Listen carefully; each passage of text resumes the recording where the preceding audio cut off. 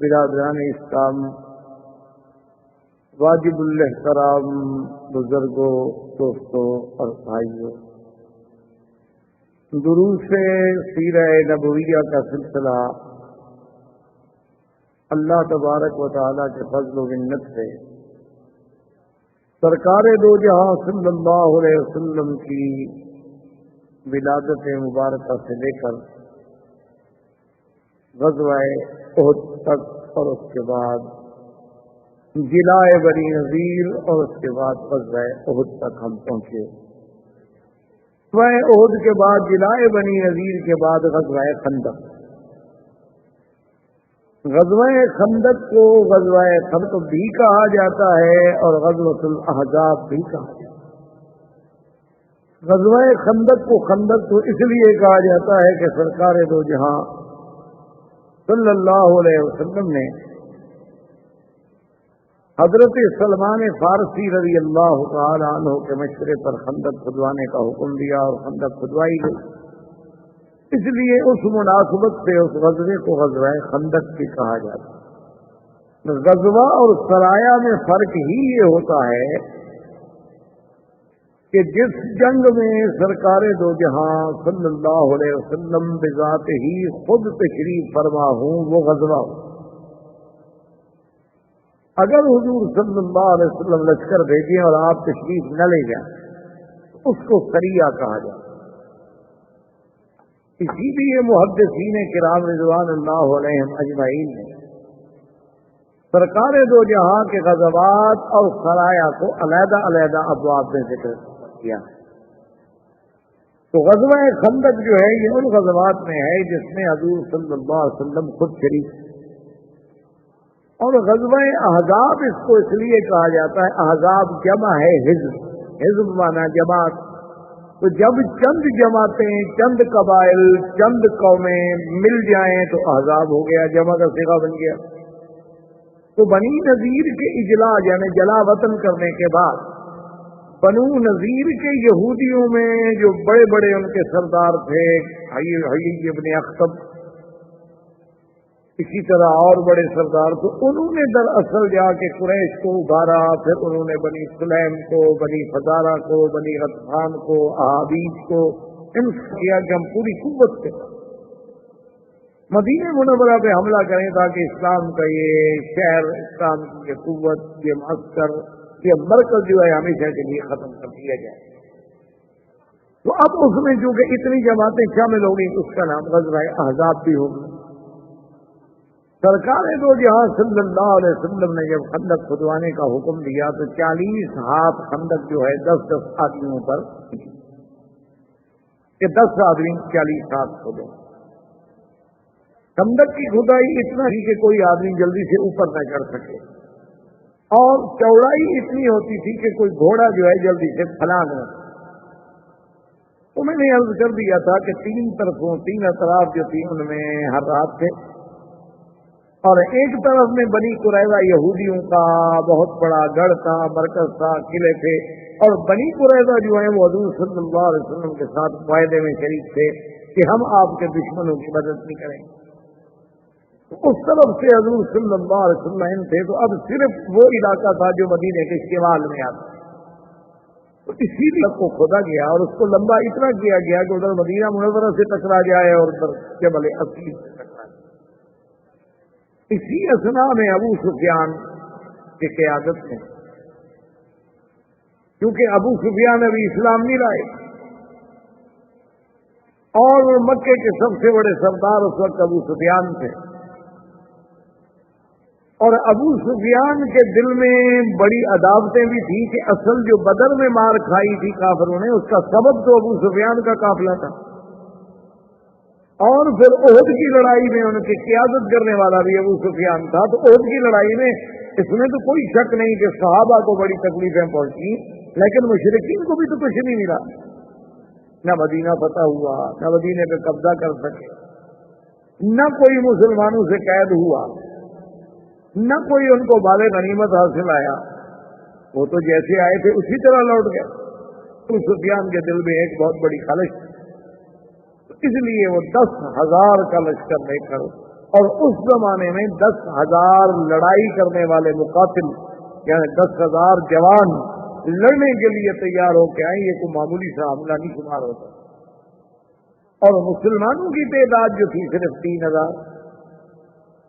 جب یہ لشکر آ گیا اور شمال مغرب میں انہوں نے پڑاؤ ڈال دیا، وہ تو ایک بستی آباد ہو گئی. انہوں نے خندق کے اس طرف، اور جب انہوں نے آ کے خندق کو دیکھا تو ابو سفیان نے کہا کہ ہذا اول مکیدۃ فی الحرب، بھائی یہ تو کوئی جنگی بڑی پہلی چال ہے، ہم نے تو آج تک نہیں دیکھی خندق، کیونکہ مکے والوں نے تو کبھی خندق دیکھی بھی نہیں تھی، نہ مدینے والوں نے دیکھی. وہ تو حضرت سلمان نے بتایا تھا کہ فارس کے لوگ جب اپنے دشمن کو روکنا چاہتے ہیں تو ایسے درمیان میں خندقیں کھودتے تھے. تو کہنے لگا کہ یہ بہرحال ایک جنگی چال ہے، اس پر ہمیں سوچنا پڑے گا، ہمارے لیے ہے نئی بات. ادھر جناب جب یعنی محاصرہ روز بروز ہوتا چلا گیا، اور خدا کی قدرت یہ ہے کہ حالات ایسے پیدا کہ ابو سفیان نے ہوئی ابن اخطب جو سب سے بڑا یہودیوں کا سردار تھا، اس سے کہا کہ بھی جا کے بنو قریظہ سے بات کرو، وہ تو تمہارے یہودی ہیں، ورنہ مسلمانوں سے ہم اس حال میں نہیں کر سکتے. چاہے ان کے پاس 3,000 آدمی نہیں ہے، لیکن درمیان میں خندق ہے. اگر وہ صرف ایک صف بنا کر خندق کے مقابلے پر تیر اندازوں کی بٹھا دیں تو ہمارا تو کوئی آدمی خندق عبور کر ہی نہیں سکتا.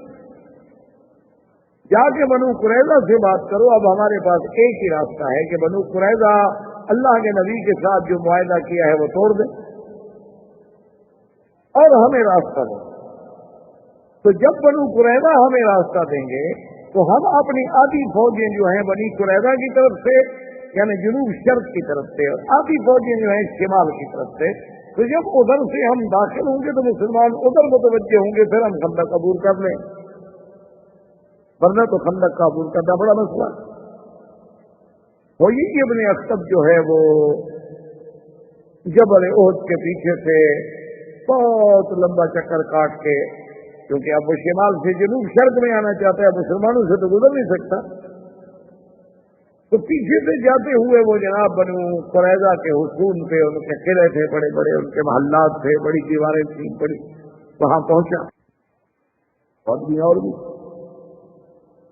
اور اس میں بنی قریظہ کا جو سردار تھا اس کو آواز، کعب کو آواز، کعب القرظی، اس نے کہا کہ کعب میں ہوئی ابن اخطب ہوں اور میں تمہارے ساتھ بات کرنے کے لیے آیا ہوں. اور وہ اپنے محل پہ بیٹھا ہوا تھا تو اس نے وہی سے ملازم سے کہا کہ اس سے کہو میں تمہارے ساتھ کوئی بات نہیں کرنا چاہتا. اس نے کہا عجیب بات نہیں ہو، تم یہودی ہو، یہودیوں کے ایک قبیلے کے سردار ہو، تم بنی قریظہ کے سردار ہو، میں بنی نذیر کا سردار ہوں، ہم مذہب ہیں، ہم مسلک ہیں، میں تمہارے گھر پہ دروازے پہ چل کے آیا ہوں تمہارے لیے بات کرنے کے لیے، تم عجیب آدمی ہو، میرے ساتھ بات کرنے کے لیے بھی تیار نہیں ہو، یہ کیا بات ہے؟ تو میری بات نہ مانو لیکن میرے ساتھ بات تو کرو. اس نے کہا کہ دیکھو بھائی بات سنو، یہ ابن اخطب ہمارا معاہدہ ہے محمد رسول اللہ صلی اللہ علیہ وسلم،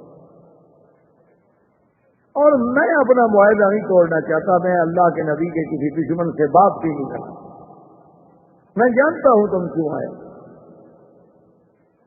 انہوں نے کہا جی آدمی تم نے ایسے دل میں بیٹھ کے اندازہ لگا لیا ہے کہ میں کیوں آیا ہوں. تو اب اس نے ایک چبھتی ہوئی بات کی، اس نے کہا ہاں انک تخاف ان تاکل احدا من جشیشتک، کہ تم اس لیے ڈر رہے ہو کہ تمہارا کھانا دسترخوان پہ کوئی اور نہ کھائے، بخیل ہو نا تم، ذلیل آدمی ہو نا تم، گھٹیا آدمی ہو، سردار ہو تو کیا ہوگا. اب اس کو غیرت جان کے اچھا مجھے تانا دیتے، اس نے کہا جاؤ. وہ تو اس کے گھر میں جانا چاہتے تھے نا، اور یہ تانا جو تھا عرب برداشت نہیں کر سکتا تھا، کوئی اس کو کہے کہ تیرے دسترخوان پہ کھانا نہیں ملے گا، یا تمہارے گھر میں کسی کو روٹی نہیں ملتی، یا تم روٹی کھلانے سے بخیل ہو، ڈرتے ہو. یہ تو ایسا تانا تھا کہ عرب کانپ جاتے تھے کہ تو قیامت تک ہمارے دل میں عیب لگ جائے. اسی لیے وہ واقعہ ہے کہ جب سیدنا عثمان رضی اللہ تعالی عنہ کے زمانے میں قرآن شریف کی تدوین، قرآن شریف کی جمع ہو رہی تھی، آپ قرآن لکھا محفوظ کیا جا رہا تھا، تو وہ اس بستی کے لوگ جن کے پاس سیدنا موسیٰ علیہ السلام اور حضرت خضر گئے تھے اور انہوں نے کھانے سے انکار کر دیا تھا. سیدنا موسیٰ علیہ السلام گئے کہ ہم مسافر ہیں، مہمان ہیں، ابو یضیفوہما، انہیں انکار کر دیا ہم نہیں مہمان بناتے، ورنہ کوئی کھانا وانا نہیں، جاؤ. انطاکیہ کی وہ بستی.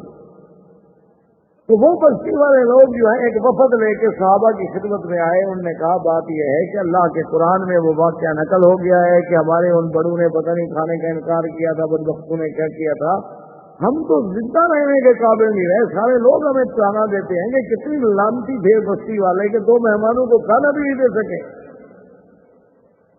تو تم مہربانی کرو، ہم سے جتنا دولت چاہیے، سونا چاہیے، چاندی چاہیے، پیسہ چاہیے، ہم دینے کے لیے تیار ہیں، صرف اتنی مہربانی کر دو کہ تم قرآن شریف لکھ رہے ہو، جمع کر رہے ہو. فَأَبَوْا أَن يُضَيِّفُوهُمَا میں با کا نیچے والا نقطہ جو ہے نا یہ اوپر لگا دو، تے بن جائے، بس ہمارا کام ہو جائے گا. کیونکہ اگر نیچے نقطہ لگائے تو پڑا جائے گا نا ابَوْا أَن يُضَيِّفُوهُمَا، اور اوپر اگر 2 نقطے لگا دو تو فَأَتَوْا أَن يُضَيِّفُوهُمَا کہ بستی والے بھاگ کے آئے گا جی دعوت قبول کریں. تو انکار کے بجائے ان کی دعوت ہو جائے گی تو ہماری عزت بچ جائے گی. اس نے کہا بدبختو عجیب لوگ ہو تم، اب اللہ کے قرآن کی زبردیر بدل دیں گے. تم چاہے سارا ملک ہمیں دے دو، ہم خدا کا قرآن کیسے بدل سکتے؟ کیونکہ اگر ہم یہ صرف ایک نقطہ بدل دیں تو پھر پورے قرآن میں تشکیک ہو گئی، کیونکہ پورا واقعہ بدل گیا. کیا کہہ رہے ہو؟ اور اللہ کا قرآن غیر محرف و غیر مبدل ہے، جس میں نہ نقطہ بڑھایا جا سکتا ہے نہ کم کیا جا سکتا ہے. تو اللہ کی حفاظت میں ہے. اگر ہم ایک جگہ لکھ دیں گے تو کیا ہو جائے گا؟ جو سینوں میں محفوظ ہو چکا ہے وہاں کون پڑے گا؟ اسی لیے یہ بھی قرآن کا 20ویں صدی کا بوجھا سمجھیں کہ آج بھی جو پوری دنیا میں شیعہ یہ شور کرتا ہے کہ یہ قرآن ناقص ہے، محرف ہے، مبدل ہے، اور اصل قرآن جو ہے وہ مصحف علی اور مصحف فاطمہ ہے جو غار میں محفوظ ہے اور منتظر مہدی کے پاس ہے. وہ جب آئیں گے تو وہ نکال کے لے آئیں گے، قائم آل محمد جب ظاہر ہوگا تو وہ لے کے آئے گا. تو اللہ کی شان دیکھیں کہ صنعا یمن میں سیدنا علی کے اپنے ہاتھ اور قلم سے لکھا ہوا قرآن مل گیا، اور اس پر پوری دنیا کے بڑے بڑے جرمنی اور یورپ ان کے بڑے بڑے ماہرین جو ہیں آثار قدیمہ کے ان کی تحقیق کے بعد یہ بات پایا، ثبوت کو پہنچ گئی کہ واقعی یہ اتنا 100 سال پہلے لکھا گیا ہے اور یہ صحیح لکھا. اور وہ اوراق مبارک اتنے بوسیدہ ہو چکے تھے کہ اس سے پتہ نہیں کئی لاکھ ڈالر انہوں نے معاوضہ دیا ہے اس کمپنی کو کہ جو مثالے کے ساتھ ان کاغذوں کو پھر جوڑے اور ان کو پھر زندہ رکھے تاکہ وہ کاغذات پھٹ نہ جائیں. تو اب اس کو انہوں نے صنعا میں باقاعدہ وزارت الشؤون الاسلامیہ نے زیارت کے لیے رکھ دیا ہے اور لاکھوں لوگوں نے جا کے اپنے آنکھوں سے دیکھا ہے. اور سیدنا علی کا جو اپنی قلم کا لکھا ہوا ہے قرآن اس میں اور حضرت عثمان کے قرآن میں ایک زبر زیر کا فرق بھی نہیں. تو بہرحال جب اس کو اس کی بخل کا تانا دیا گیا تو اس نے بلا لیا اور بیٹھے تو حیی بن اخطب بڑا چرب زبان تھا، بڑا بولنے والا آدمی تھا. اس نے کہا کہ آپ کیا بات کر رہے ہو؟ عجیب بات، میں نے ساری دنیا کو ہلا ڈالا کہ بھئی میں نے مکہ سے قریش کو نکالا، بنو غطفان کا 4000 کا لشکر لے کے آیا، بنو فزارہ، بنو سلیم، احابی، ان سب لوگوں کو میں لے کے آیا کہ ایک ہی دفعہ مسلمانوں کی قوت کو ہمیشہ کے لیے ختم کر دیں. اب تم یہاں معاہدہ کر کے بیٹھے ہوئے، کیا معاہدہ ہے بھی تمہارا ان کے ساتھ؟ جب تم ان کو نبی نہیں مانتے، وہ تمہیں مسلمان نہیں مانتے، پھر کس بات کا معاہدہ یار؟ عجیب بیوقوف آدمی. تم ہمارا ساتھ دو تو ایک دن میں بات ختم ہو سکتی ہے. ان کے پاس کل 3000 آدمی، ہمارے پاس 10,000 کا لشکر. صرف تم ہمیں راستہ دے دو، چلو بندے بھی نہ دو، اپنے بندے جنگ میں بھی نہ جھونکو. چلو کل تھوڑا بہت تو بہانہ بھی بن سکتا ہے کہ جی وہ ادھر سے عبور کر گئے، ہمیں خیال نہیں رہا، ورنہ ہم نے تو کوئی مدد نہیں کی. تو تم اس طرح کرو کہ ہمیں اپنے قبیلے سے گزرنے دو، ہم اپنی آدھی فوجیں جو ہے اس طرف ڈال دیتے ہیں تاکہ جنوب شرقی سے بھی حملہ ہو اور شمال سے بھی حملہ ہو، مسلمانوں کی قوت کو ہمیشہ کے لیے ختم کر. اور آخر میں آ کر وہ مان گئے. انہوں نے کہا کہ ٹھیک ہے ہم حضور کے ساتھ معاہدہ توڑتے. حضور صلی اللہ علیہ وسلم کو بھی اڑتی ہوئی خبر پہنچی کہ یہودی جو ہے بنی قریظہ وہ تو معاہدہ توڑ رہے. اب اگر وہ معاہدہ توڑ دیں تو بات ہی ختم ہوگی. تو جنوب شرقی جو ہے وہ تو محفوظ نہ رہا مدینہ منورہ کا. تو حضور صلی اللہ علیہ وسلم نے فوراً دو حکم جاری. ایک تو آپ نے سعد ابن معاذ اور سعد ابن عبادہ رضی اللہ تعالی عنہما، یہ دونوں سعد اور حقیقتاً بھی سعد تھے، ان کو بلایا کہ دیکھو تمہارے تعلقات ہیں، کیونکہ یہ دونوں جو تھے یہ قبیلہ اوس کے سردار تھے. اور قبیلہ اوس اور خزرج جو ہے، خزرج قبیلہ جو تھا ان کا تعلق تھا یہود بنی نذیر، وہ ان کے حلفاء. اور قبیلہ اوس جو ہے یہ بنی قریظہ کا حلیف تھا. تم نے کہا جو تمہارے حلفاء ہیں، تمہارے ساتھ ان لوگوں کے پرانے تعلقات ہیں، اور پھر بنی قریظہ نے ہمارے ساتھ معاہدہ کیا، تو ہمیں پتا چلا ہے کہ وہ معاہدہ توڑ رہے ہیں، غدر کر رہے ہیں. تم جا کے ان سے بات کرو، ایک تو پتا کرو کہ کیا واقعی معاہدہ توڑ رہے ہیں یا نہیں توڑ رہے ہیں. اگر نہیں توڑ رہے تو بات ختم ہو. لیکن اگر وہ معاہدہ توڑ رہے ہیں تو انہیں مجبور کرو کہ بے وقوفو کیا کر رہے ہو تم، اللہ کے نبی کے ساتھ معاہدہ توڑ رہے ہیں. لیکن ایک بات کا خیال رکھنا کہ خبر جو بھی ہو اس کو کسی پہ ظاہر نہیں کرنا، واپس آ کر مجھے بتانا ہے. اور اگر میں صحابہ کے جمع غفیر میں بیٹھا ہوں تو پھر اشارے سے بات کرنی ہے، کنائے سے بات کرنی ہے، ظاہر نہیں کرنا. کیونکہ اگر یہ بات کا پتہ چل گیا تو مسلمانوں کو تو حوصلے پست ہو. حضور صلی اللہ علیہ وسلم نے ایک فیصلہ یہ فرمایا، دوسرا یہ حکم دیا کہ مدینہ منورہ میں تمام عورتوں کو، تمام بچوں کو، تمام بوڑھوں کو ایک بڑے محل میں، ایک بڑے مکان میں، ایک بڑی حویلی میں بند کر دیا جائے، تاکہ وہ ایک جگہ محفوظ رہیں. کہ ہم جوان تو سارے خندق پہ آئے ہوئے ہیں، مدینہ منورہ تو خالی ہے. اگر خدا نہ کرے کوئی دشمن حملہ کر دے تو پھر عورتوں اور بچوں کی حفاظت کرنا تو مشکل ہو جائے. ایک ایک گھر پہ کون کہہ رہا تھا؟ ایک جگہ جب وہ محفوظ ہوں گے تو اللہ رحمت کرے گا. پہلے تو کوئی حملے کرنے کی ضرورت بھی نہیں کرتا، اکیلی عورت ہے تو اٹھا لے گا. اور وہاں جو ہمارے صحابہ کمزور ہیں، ضعیف ہیں، بوڑھے ہیں، یہ بھی وہاں بھیج دیے جائے، جو کہ لڑ تو سکتے نہیں بیچارے. تو وہاں عورتوں کا ایک گدا اجتماع کر دیا گیا. حضرت سعد واپس آئے اور وہ خبر لے آئے کہ یہودیوں نے معاہدہ توڑ آئے. تو حضور صلی اللہ علیہ وسلم صحابہ کے مجمع میں بیٹھے ہوئے تھے.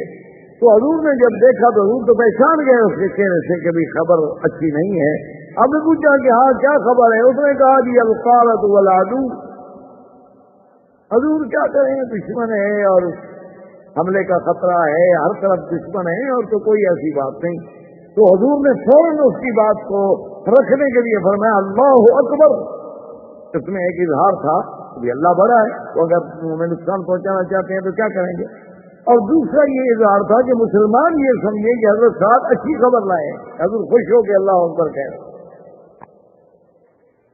لیکن وہ بات چھپی نہیں رہ سکتی. آخر وہ بات جو تھی نکلتے نکلتے مسلمانوں کے پاس بھی پہنچ گئی کہ بنو قریظہ نے عہد توڑ دیا ہے. نتیجہ یہ نکلا کہ جو منافقین تھے وہ فوراً بھاگ گئے، اور جو مسلمان تھے بیچارے ضعیف اور کمزور دل وہ بھی بھاگ گئے. حضور جب صبح کو اٹھے تو 3000 میں باقی 300 آدمی تھا، باقی سب تھے. میں نے کہا جی ہم تو نہیں لڑتے، 10,000 سے کون لڑے، ہم اپنے بچوں کی حفاظت کرنے جاتے ہیں. ادھر ابو سفیان نے اب تیاری کہ بھئی ہم اپنے دونوں ہی طرف سے جو ہے ہم حملہ کریں.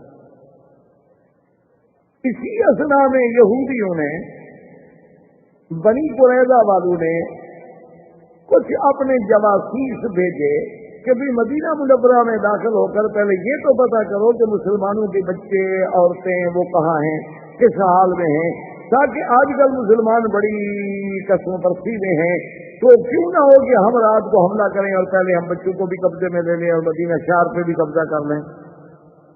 تو ان کے 3 جاسوس آئے تو دو ابھی دور تھے، لیکن ایک جاسوس جو ہے وہ طریقے سے چلتا چلتا چلتا چلتا اس حویلی کے قریب آ گیا جس میں سارے مسلمانوں کی خواتین، عورتیں، بچے سب چل۔ بی بی صفیہ امت رسول اللہ،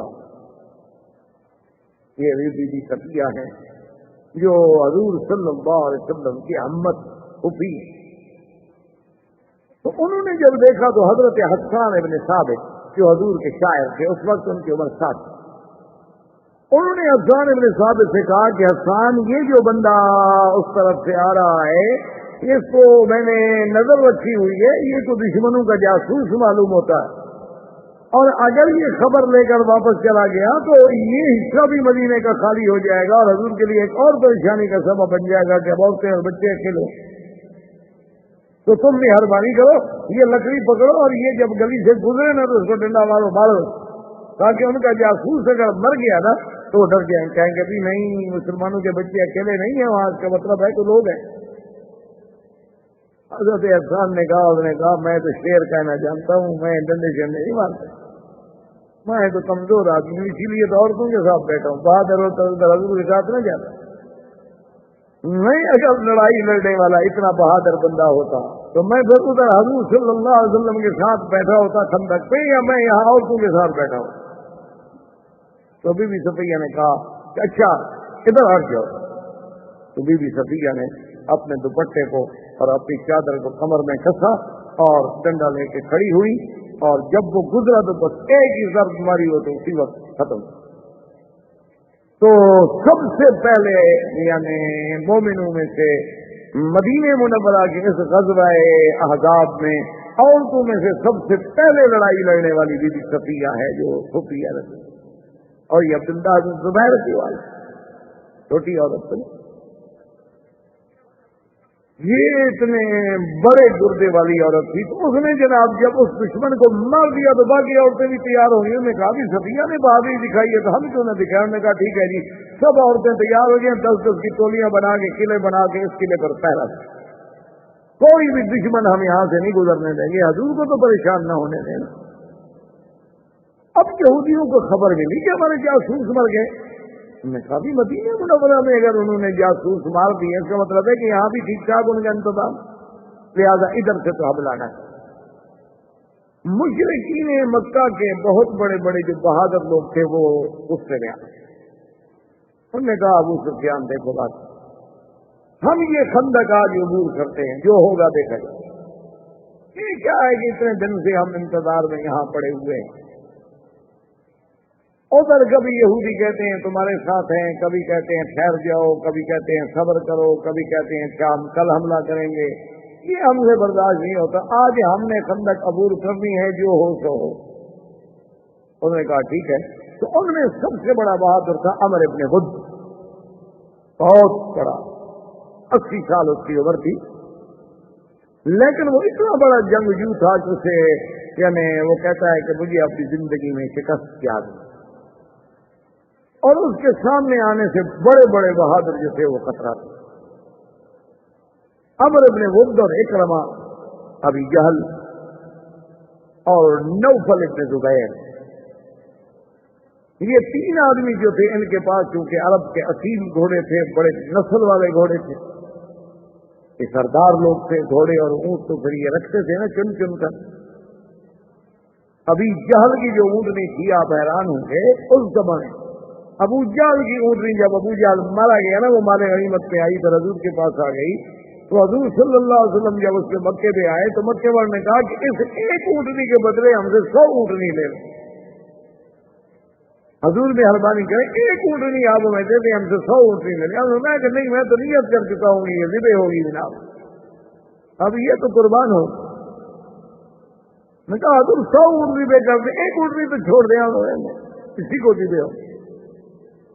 اس طرح ان کے پاس گھوڑے اور اونٹ تھے، تو ان تینوں نے کیا کیا کہ اپنے دور سے جا کر گھوڑے دوڑائے اور گھوڑوں نے جناب چھلانگ لگائی اور خندق عبور کر گئے۔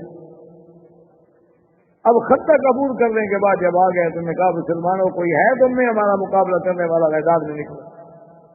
لڑائی تو بعد میں ہوگی نا، پہلے مبارزت ہوتی تھی کہ ایک ایک آدمی برابر سے لڑتے۔ حضور صلی اللہ علیہ وسلم نے فرمایا کہ بھائی کون پہلے عمر بن بدھ نکلا، عمر بن بدھ کے مقابلے پہ کون جاتا ہے؟ تو سب صحابہ وہ 300 میں سے کوئی ہمت نہ کر، اتنا روکتا۔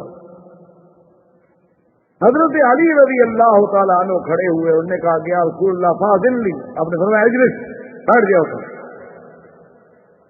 سب بھی بیٹھ گئے۔ اس نے دوبارہ للکارا، کسی مسلمان نے جواب نہ دیا۔ حضرت علی رضی اللہ تعالیٰ پھر کھڑے ہو گئے، نے کہا یا رسول اللہ فاضل لی انا اقاتل، یہ اسلام کا دشمن ہمیں للکار رہا ہے، اب سب لوگ ڈر رہے ہیں کہ وہ بڑا جنگجو ہے، بڑا بہادر ہے، کیا ہو گیا؟ حضرت اجلس، بیٹھ گئے۔ تیسرے دفعہ جب اس نے للکارا کہ اچھا مسلمانوں میں میرے مقابلے پہ آنے والا اب کوئی بھی نہیں، حضرت علی پھر کھڑے ہو کر نے کہا فاضل لی یا رسول اللہ، آپ نے فرمایا ٹھیک ہے اجازت ہے، مقابلہ کرو۔ اب 17 سال کی عمر ہے حضرت علی کی، اور سامنے اتنا بڑا جہانگیرہ آدمی، اور حضرت علی پیدل چل کے آ رہے ہیں، وہ تو گھوڑے پہ ہے۔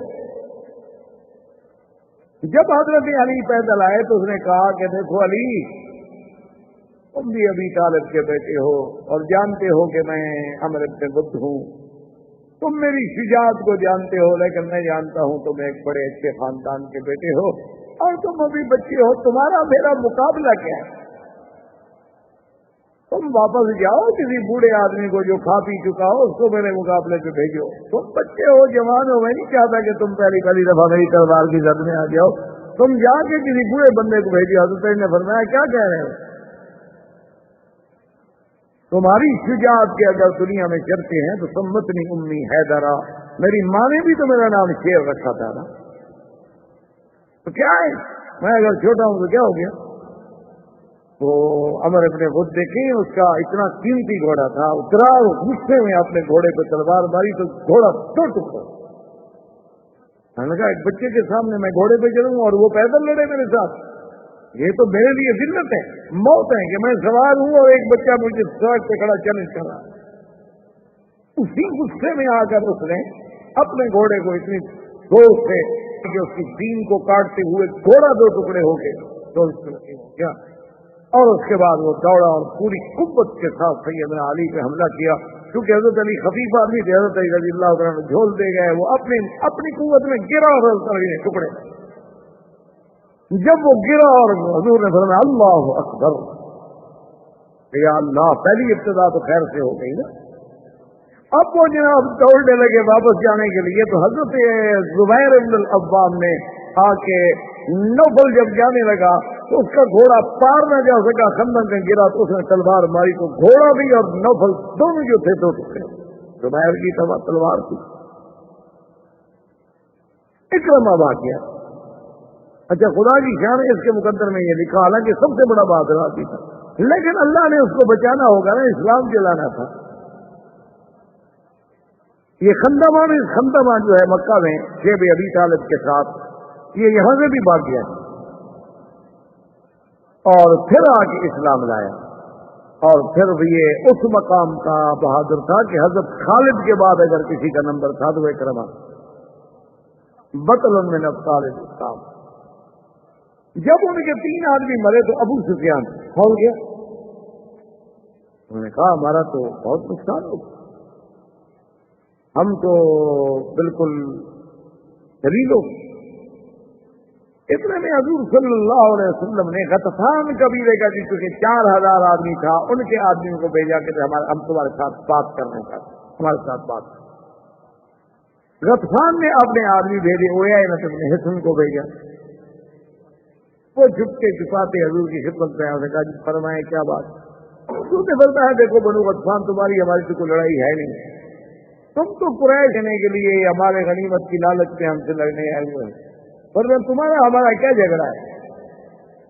تو ایسا کرو کہ اگر میں ان سے بات کرتا ہوں، اگر انصار مان جائیں تو تم ایسا کرو کہ بھی 1/3 جو مدینے میں کھجوروں کا پھل آئے گا، ہم 1/3 حصہ جو ہے وہ آپ کے قبیلے کو دیں گے، لیکن تم واپس لڑو۔ تو نے کہا جی نہیں، 1/3 تو بہت تھوڑا ہے۔ آپ نے فرمایا کہ اچھا ہم آپ کو آدھا دیں گے، لیکن شرط یہ ہے کہ اگر انصار مان گئے، کیونکہ بات تو ان کے، انہوں نے کہا جی آدھا بھی تھوڑا ہے، اگر ہمیں سارا پھل دے دیں جو اس سال اترے تو میں اپنے 4000 بندے کو لے کر کل واپس آؤں، یہ میرا آپ کا معاہدہ۔ ہم تو لڑنے آئے تھے اپنے فائدے کے لیے، جب ہمیں مدینہ منورہ کی کھجوروں کا 1 سال کا پورا پھل مل رہا ہے ہم کیوں لڑے؟ حضور نے فرمایا اچھا پہلے مجھے انصار سے پوچھیں، تو آپ نے انصار کے سرداروں کو بلایا، حضرت سعد کو بلایا، فرمایا ایسی بات ہے۔ اس نے کہا کہ یا رسول اللہ اگر تو یہ اللہ کا حکم ہے تو پھر صرف مدینے کے پھل نہیں، آپ چاہیں تو باغ بھی دے دیں۔ اگر یہ اللہ کا حکم بھی نہیں ہے لیکن آپ کا حکم ہے پھر بھی حاضر ہے، اور اگر یہ اللہ کا حکم بھی نہیں آپ کا حکم بھی نہیں، مجرد ایک مشورہ ہے، ایک جنگی چال ہے، تو پہلے آپ ہمیں بتلائیں کہ منشا کیا ہے۔ حضور پاک نے فرمایا کہ نہ اللہ کا حکم ہے نہ میرا حکم، بات ایک مقیدہ حربی ہے، ایک جنگ کی چال ہے، ہم چاہتے ہیں کہ دشمن کو تقسیم کریں، پھاڑیں۔ انہوں نے کہا حضور تو پھر بات سن لیں، یہ اور یہ نا تم نے حسن بھی بیٹھا ہے، اس نے کہا ہے سنو یہ نا ہم مٹی میں مل جائیں گے، مر جائیں گے، لیکن مدینے کی ایک کھجور بھی کافر کو نہیں دیں گے۔ سارے سال کا فصل لینے کی امید میں بیٹھے، ہم ایک کھجور بھی تمہیں دینے کے لیے تیار نہیں۔ جاؤ تم بھی حملہ کرو کافروں کے ساتھ، کیا ہو گیا؟ ہم مر جائیں، شہید ہو جائیں، ہم کتنی دب جائیں کہ اب کافروں کو ہم خراج دیں، اب کافروں کو ہم اپنے فصل پیش کریں، یہ نہیں ہوتا۔ حضور نے فرمایا دیکھو میں نے پہلے کہہ دیا تھا کہ اگر انصار مان گئے، کیونکہ انصار راضی نہیں ہے لہٰذا تمہارا ہمارا معاہدہ کوئی نہیں۔ کہا جی ٹھیک ہے پھر ہم لڑیں گے، آپ نے کہا لڑو۔ اسی اثنا میں کافروں نے ابو سفیان نے ایک اور پروگرام، اس نے کہا ایسا کرو کہ یہ یہودی جو ہے نا ان کا تو ابھی تک کوئی پتہ چل نہیں رہا، وہ حملہ ادھر سے کرتے نہیں، یہ کہتے ہیں کہ بھئی ہم تمہیں راستہ دینے کے لیے تیار ہیں، لیکن آخر اب 3-4 ہزار آدمی کا ادھر سے عبور کرنا تو آخر مسلمانوں کا بھی تو آدمی پہاڑوں پہ بیٹھے ہوئے دیکھ رہے ہیں، کوئی آسان بات نہیں۔ تو اس نے کہا ایسا کرو کہ پوری خندق پہ بیک وقت حملہ، یہ جو ہے نا کہ کوئی ادھر سے کرے، 1 آدمی 2 آدمی مقابلہ کریں، بالکل گھوڑے تیار کر لو جن کے پاس اچھے اچھے گھوڑے ہیں، اور پوری خندق پہ ہم نے ایک ہی وقت میں حملہ کرنا ہے، تاکہ ان میں چلو ہم آدھے بھی اندر چلے گئے، عبور کر گئے تو بس پھر تو جنگ ہم جیت گئے۔ حضور صلی اللہ علیہ وسلم کو پتہ چلا، سرکار دو جہاں صلی اللہ علیہ وسلم نے حکم دیا کہ اتنی ٹولیاں بناؤ اور پوری خندق پہ پہرا دو، اور ان سب کی فرمایا نگرانی جو ہے میں اللہ کا نبی خود کروں، کہ بھی ہلنا نہیں ہے، تیروں کی باڑ پہ رکھ لینا ہے، کسی دشمن کو اندر نہیں آنے۔ تم اپنے ساتھ اتنے تیر رکھ لو، پتھر رکھ لو کہ ایک دفعہ برسات کر دو، اگر تیر ختم ہو جائے تو پتھروں کی برداشت کر دو کہ کوئی دشمن اگر وہ ایک دفعہ عبور کر گیا ان کا 50-100 آدمی تو پھر مشکل ہو جائے گا، 300 آدمی ہوتا ہے۔ تو آپ حیران ہوں گے کہ صبح کے بعد یہ لڑائی شروع ہوئی، ظہر عصر مغرب، یہ وہ دن ہے جس میں میرے مدنی پاک کی نمازیں قضا ہوں۔ حضور صلی اللہ علیہ وسلم عصر نہیں پڑھ سکے، مغرب نہیں پڑھ سکے، ظہر نہیں پڑھ سکے، آپ کی نمازیں قضا ہو گئی، صحابہ کی نمازیں قضا ہو گئی۔ حضرت عمر فرماتے ہیں کہ میں نے عصر اس حال میں پڑھی کہ سورج ڈوب رہا تھا اور میں اشاروں سے نماز پڑھ رہا تھا۔ جب مغرب ہو گئی، اندھیرا ہو گیا تو دونوں طرف سے جنگ تھم گئی، اس رات کو تھم جاتی۔ حضور صلی اللہ علیہ وسلم نے اسی ترتیب سے نمازیں قضا کی۔ تو شرعی مسئلہ یہ ہے کہ مثلاً آپ کی عصر قضا ہو گئی ہے تو آپ مغرب پڑھنے سے پہلے عصر، ہاں اگر آپ مسجد میں گئے اور مغرب کی جماعت کھڑی ہو چکی ہے تو پھر آپ جماعت میں شامل ہو جائیں، مغرب پڑھ لیں پھر عصر بعد۔ لیکن اگر جماعت خالی نہیں ہوئی، ابھی ٹائم ہے، تو آپ پہلے عصر پڑھ لیں اور پھر مغرب میں شامل، تاکہ آپ کی وہ ترتیب جو ہے وہ نہ۔ حضور پاک نے پہلے ظہر پڑھی، پھر عصر پڑھی، پھر مغرب پڑھی، اور اس کے بعد بیٹھ کے حضور نے دعا کی کہ یا اللہ ان ظالموں نے تیرے نبی کی نمازیں بھی قضا کی، میرا اللہ آج ہم اتنے خوف میں ہیں کہ ہم نماز بھی نہیں پڑھتے۔ اور اس کے بعد وہ مشہور دعا ہے حضور صلی اللہ علیہ وسلم کی کہ اللہم استر عورات، اللهم استر عوراتنا آمن روآتنا خفف لوآتنا اللهم اهزمهم اللهم انزل عليهم باسك الذي لا يرد عن القوم الكافرين اللهم مزقهم كل ممزق. ادھر حضور دعا فرما رہے ہیں، صحابہ پریشان ہیں، اور ایک شخص جس کا نام تھا نعیم ابن مسعود، یہ کافروں کا بہت مانا ہوا، یہ چھپتے چھپاتے رات کی تاریکی میں پہنچا اور سیدھا حضور کی خدمت میں آیا اور کہنے لگا کہ حضور آپ کوئی دل میں خوف نہ کریں کہ میں بری نیت کے ساتھ آئی، اشہد اللہ الہ الا اللہ واشہد ان محمد رسول اللہ، میں شہادت دیتا ہوں آپ اللہ کے نبی ہیں. یہ اتنا بڑا واقعہ تھا کہ مسلمانوں پر جان کی بنی ہوئی، معصوم ہیں، اپنی جان بچا رہے ہیں. آج کوئی آدمی اسلام قبول کرے، حضور نے فرمایا اچھا نعیم تمہارے اسلام کو اللہ بھی قبول فرمائے، ہم نے بھی قبول کر لیا ہے. اس نے کہا حضور فامر نہیں، مجھے حکم دو. آپ نے فرمایا نعیم کیا حکم، تم ایک آدمی کیا کرو، ہم 300 تھے، چلو اب 301 ہو گئے. تو اللہ کے بندے کون سا کوئی پانسا پلٹ گیا جنگ کا، تم جو مجھے کہتے ہو حکم دو، تو ایک بندے کے اضافہ ہو جانے سے کیا ہو جائے. اس نے کہا حضور جنگ تو ایک آدمی بھی لڑ سکتا ہے، اگر آپ مجھے حکم دیں تو میں جنگ لڑ سکتا ہوں. میں کیا کہہ رہے ہیں. اس نے کہا حضور بس اب میں چونکہ مسلمان ہو گیا ہوں، اب میرے لیے بڑا مشکل ہے کہ میں جھوٹ کیسے بولوں، اور دوسری بات یہ ہے کہ میں اب آپ کا کلمہ پڑھ چکا، آپ کو نبی مان چکا، آپ کی شان میں گستاخی کیسے کروں. اگر ان دو چیزوں کی مجھے آپ اجازت دے دینا تو میں جنگ لڑ سکتا ہوں اکیلا بھی. حضور نے فرمایا کہ جنگ میں تو جائز، الحرب خدعۃ، جنگ تو ہے ہی دھوکہ. تو نے کہا حضور اگر اجازت ہے نا تو میرے اسلام کا اعلان بھی نہ کریں، ابھی مجھے کسی کو پتہ نہیں کہ میں مسلمان ہو گیا، ابھی کسی بندے کو پتہ نہیں ہے کہ مسلمان ہو گیا، میرے اسلام کو آپ رات میں رکھیں، مجھے جانے دیں، انشاءاللہ اللہ کو منظور ہے تو میں ایک دن کے بعد آپ کو اچھی خبر دوں. انہوں نے فرمایا نہیں تم کیا کرو گے. اس نے کہا حضور بس یہ بات مجھ پہ چھوڑ. نہیں وہاں سے چھپتا چھپا تھا. اس نے کہا کہ پہلے ابو سفیان کے پاس جانے کے بجائے بنو قریظہ میں جاؤ، وہ ذرا طرف قریب تھی، تو سیدھا جناب بنو قریظہ کے پاس پہنچا. رات کی تاریکی میں آواز دی تو کعب نے، ان کے سردار نے اس کو بلا لیا. اس نے کہا تم جانتے ہو میں کون ہوں؟ اس نے کہا نہیں ابن مسعود. اس نے کہا تم جانتے ہو میرا حضور کے ساتھ کتنی بڑی دشمنی ہے؟ کہیے بھیا باقی آپ تو حضور کے دشمن ہیں. اس نے کہا یہ بھی جانتے ہو کہ میرا تمہارے ساتھ ایک تعلق ہے اور میرے تمہارے ساتھ کچھ احسانات ہیں؟ انہوں نے کہا یہ بھی مان. بھائی تم بھی تو سردار ہو، آپ تمہارے احسان ہیں تو کیا ہوا، آپ بھی سردار ہیں، ایک دوسرے پہ ہوتے رہتے ہیں. اس نے کہا تم جانتے ہو کہ میں آج رات کی تاریکی میں کیوں آیا ہوں؟ یہ تو بتا. اس نے کہا میں تمہاری خیر خائی کے لیے آیا ہوں، لیکن اس بات کو اپنے پیٹ میں رکھنا.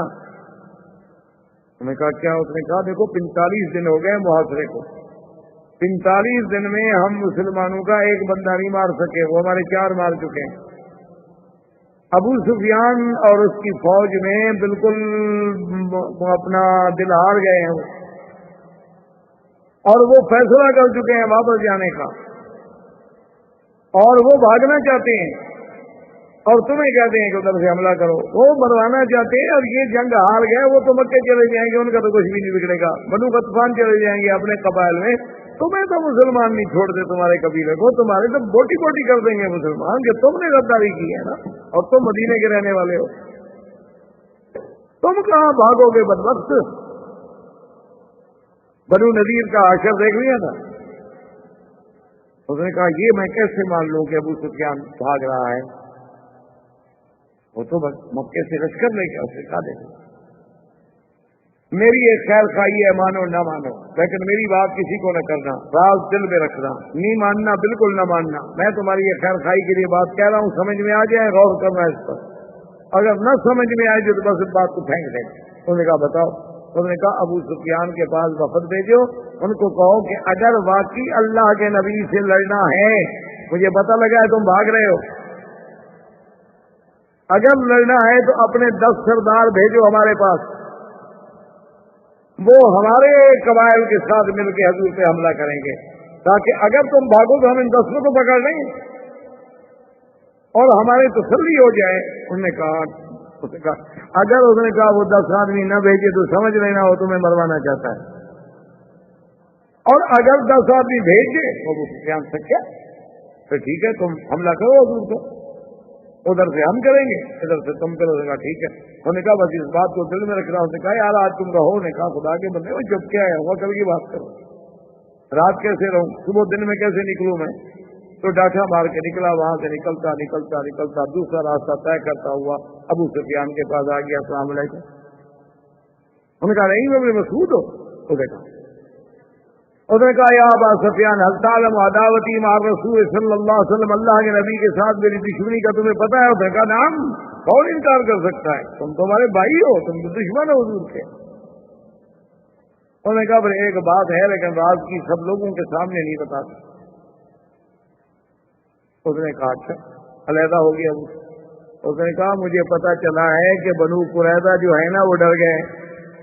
वो कहते हैं ये अल्लाह का सच्चा नबी है कि जिसके बाद 300 बंदा है और 10,000 बंदा उस पर हमला नहीं कर पा रहा। 45 दिन हो गए और 10,000 आदमी 300 वालों का एक बंदा नहीं मार सके, 300 वाले 10,000 के 5 मार चुके हैं सरदार।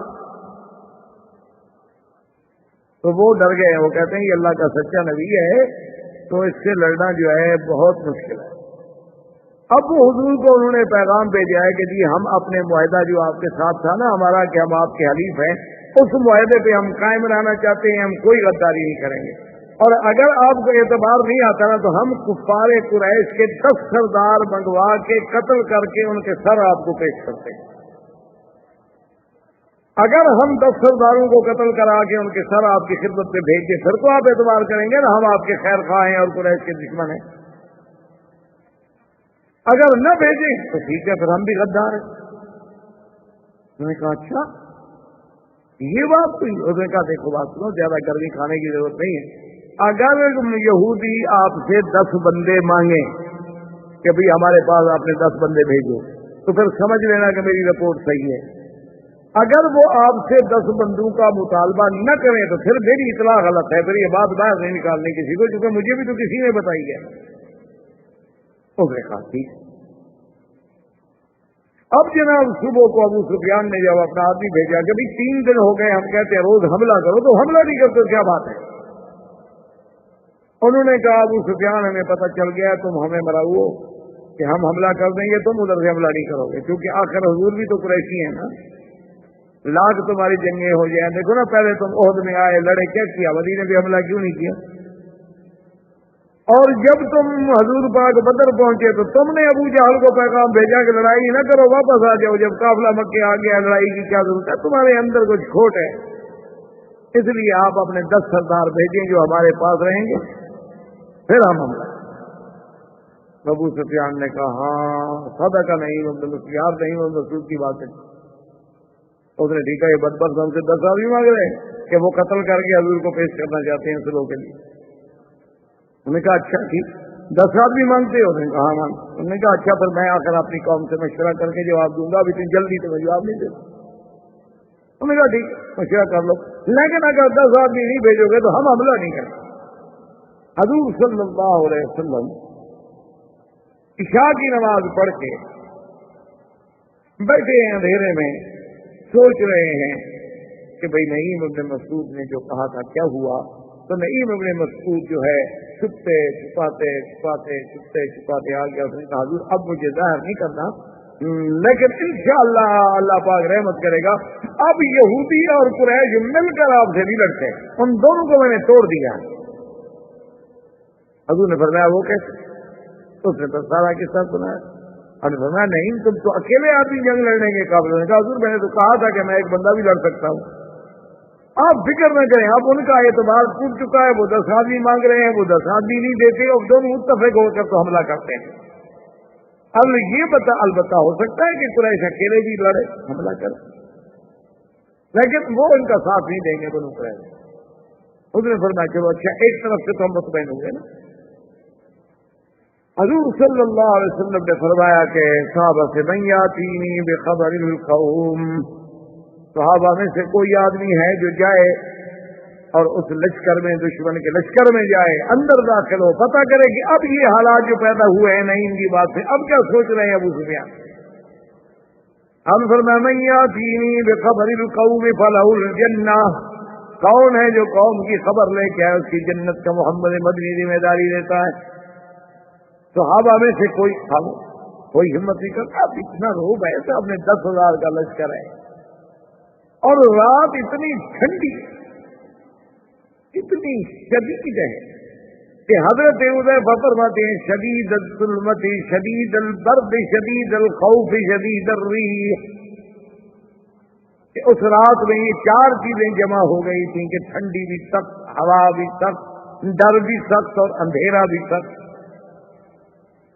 تو 3 دفعہ کہنے کے بعد بھی جب کوئی نہ اٹھا تو حضرت حذیفہ کہتے میں پیسے اٹھنے لگا کہ میرے پیر میں موچ آئی ہوئی تھی، میں زیادہ بیٹھ نہیں سکتا تھا۔ حضور نے سمجھا کہ شاید میں کھڑا ہو گیا ہوں، تو آپ نے فرمایا اچھا تم یا حذیفہ اٹھو تم اٹھو۔ تو ہم نے کہا کہ یار اب کیا کر سکتے، انکار تو نہیں کر سکتا تھا، لیکن میری تو وہی جان نکل گئی کہ سردی میں تو ابھی باہر نکل کے ویسے مر جاؤں گا، خبر کیا لے آؤں۔ خبر لانے کی قوت تو تب ہوگی، میں تو حضور کے خیمے میں بیٹھا ہوا ایسے ایسے کام رہا ہوں، دانت میرے بج رہے ہیں، خیمے سے باہر نکلتے ہوئے تو میں ختم ہو جاؤں گا۔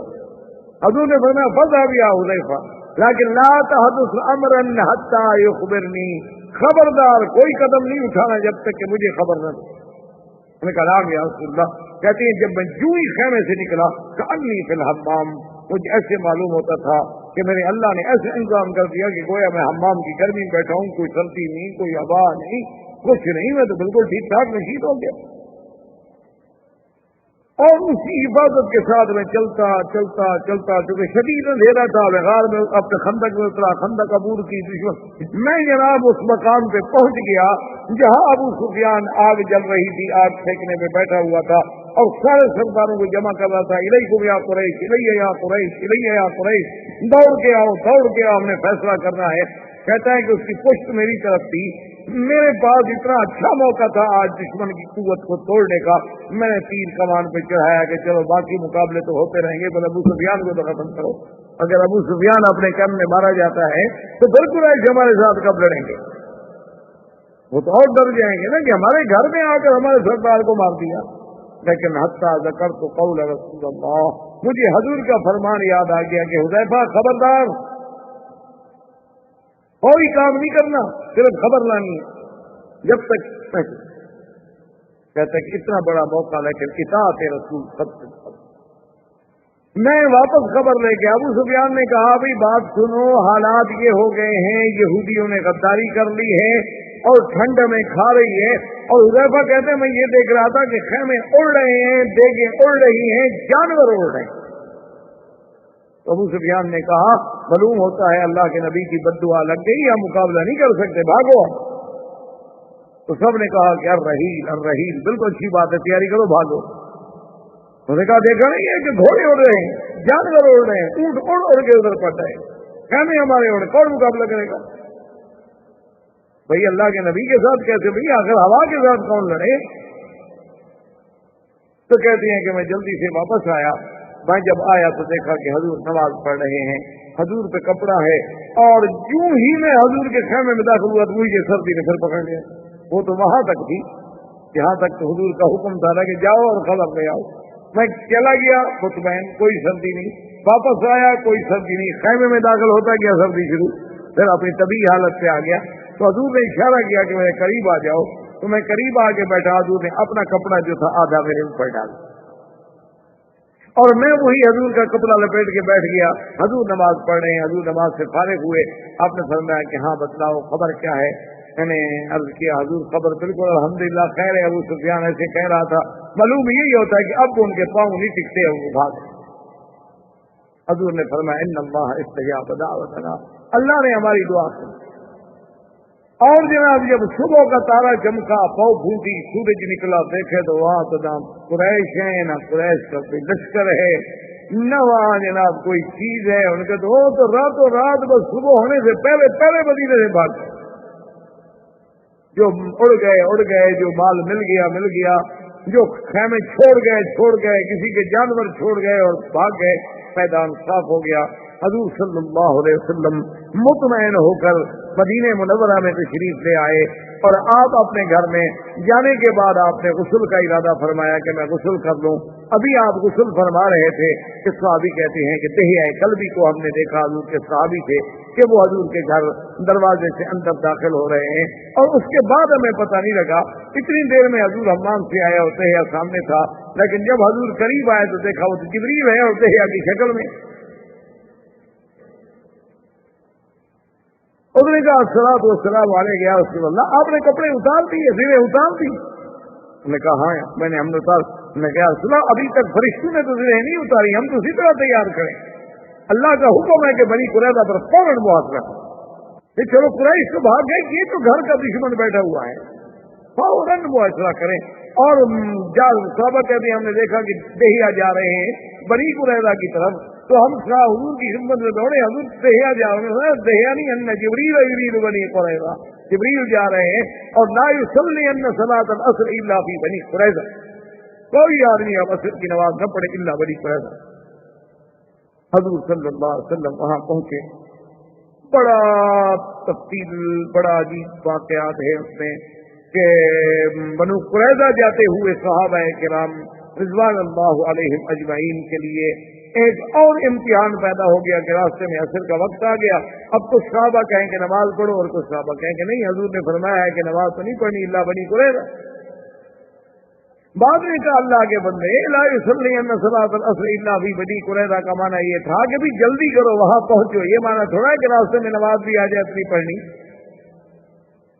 तो बाद में रास्ते में नमाज पढ़ ली और कुछ सहाबा ने नमाज वहां बनी कुरैज़ा में जाके पढ़ी।